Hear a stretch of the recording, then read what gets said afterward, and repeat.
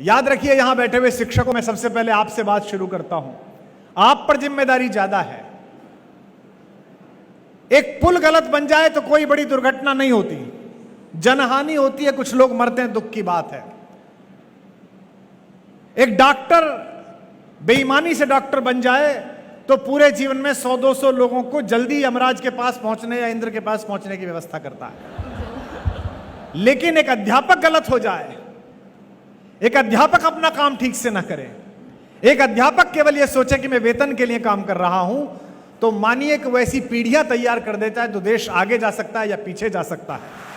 कौटिल्य के अध्यापकों, आपके पास जिम्मेदारी यह नहीं है कि कौटिल्य एकेडमी 30 साल कैसे चलेगी, 40 साल कैसे चलेगी। आप पर जिम्मेदारी यह है कि आपके यहां जितने बच्चे आए, चाहे वो सेलेक्ट हों चाहे ना हो, वो जिंदगी से भरे हुए और भारत के प्रति उत्तरदायित्व से भरे हुए पैदा हो।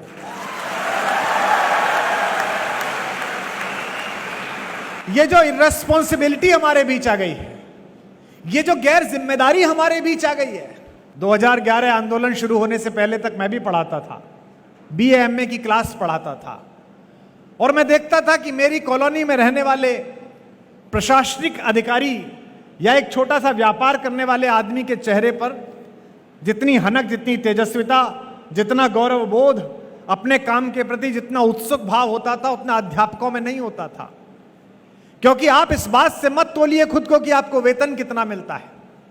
आप इस बात से मत तोलिए कि आपको विधायक जी जानते हैं कि नहीं जानते, उषा जी आपकी मंत्री, हमारी बड़ी बहन आपको जानती हैं कि नहीं जानती हैं। आप इस बात से तोलिए कि ये सब लोग ट्यूबलाइट में कनेक्शन लगाने का काम करते हैं। आप अध्यापक हैं, आप एक दीपक से लाखों दीपक जलाने का काम करते हैं। यह आपका कौशल है। बहुत सारे अध्यापकों को यह बात लग सकती है कि कुमार विश्वास ऐसी बात इसलिए कह रहे हैं कि खुद भरे पेट के आदमी हैं। बिल्कुल गलत बात। अर्थ से किसी बात की अर्थवत्ता तय नहीं होती, पैसे से किसी बात की चीजें तय नहीं होती हैं। और अगर अर्थ से चीजें तय होती तो यहां हिस्ट्री तो सब लोग पढ़ते हो, इतिहास तो सब लोग पढ़ते हो। जितने इतिहास के विशेषज्ञ बैठे हो, यहां गुरुजन बैठे हो, मुझे याद करके बताएं, पूरे 1000 साल में 2 सेठों के नाम बता दो। पूरे 1000 साल के भारत के इतिहास के सेठों के नाम पता नहीं है तुम्हें। 14वीं शताब्दी का सबसे बड़ा सेठ कौन था, दिल्ली का, पता नहीं है। 16वीं शताब्दी में इंदौर का सबसे बड़ा सेठ कौन था, पता नहीं है। केवल 2 सेठों के नाम इस देश को याद हैं। एक अपनी स्वतंत्रता और अस्मिता के लिए लड़ने वाले महाराणा प्रताप के लिए अपने पूरे खजाने को खोल देने वाला भामाशाह, और एक स्वतंत्र भारत की लड़ाई में गांधी के पीछे अपना धन लगा देने वाले बिड़ला जी। केवल 2 सेठों के नाम याद हैं। इन 2 सेठों के नाम भी क्यों याद है? इन 2 सेठों के नाम इसलिए याद हैं कि इन दोनों सेठों ने अच्छे काम के लिए अपने पैसे को लगाया।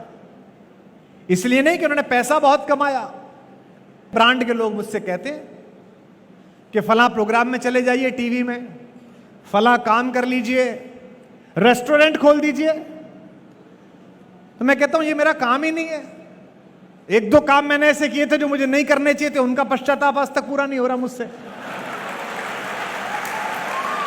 ईश्वर ने तय कर दिया, नियति ने तय कर दिया, मुझे कहकर भेज दिया कि कुमार विश्वास, तुम्हें मैं विशेष कृपा से नवाज रही हूं बेटा। मैं तुम्हें समय अवसर के अनुकूल बात याद आने का कौशल सौंप रही हूं। मैं उसको कह सकने की शब्दावली तुम्हें दे रही हूं, और मैं बिना किसी सत्ता से भयभीत हुए, बिना किसी व्यक्ति के प्रभाव में आए, देश की, राष्ट्र की, लोकतंत्र की और मनुष्यता के हित में बोलने वाला कलेजा भी दे रही हूं। तो जो काम भगवान ने मेरे लिए तय किया है, अगर उसमें मैं ज्ञान अपना लगाऊं तो मुझसे बड़ा मूर्ख कौन। इसलिए जितने भी बच्चे यहां तैयारी कर रहे हैं, और आज जितने बच्चे जिनकी नौकरी लगी है, अगर आपसे ईश्वर को कुछ और कराना होता, अगर पैसे ही कमाने होते, तो 10वीं पास लोग पैसे कमाते हैं, 12वीं पास लोग 2-2 हजार करोड़ के टर्नओवर का काम करते हैं।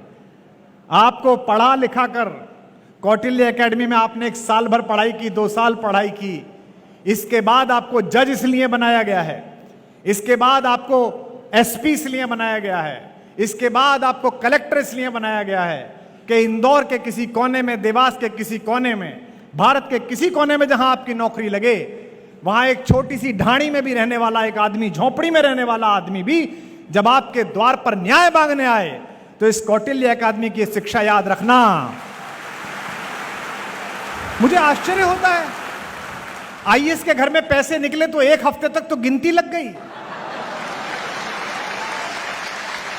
एक हफ्ते तक गिनती हुई, नोट नहीं गिने गए। ये क्या देश बना रहे हैं? और क्यों बना रहे हैं हम?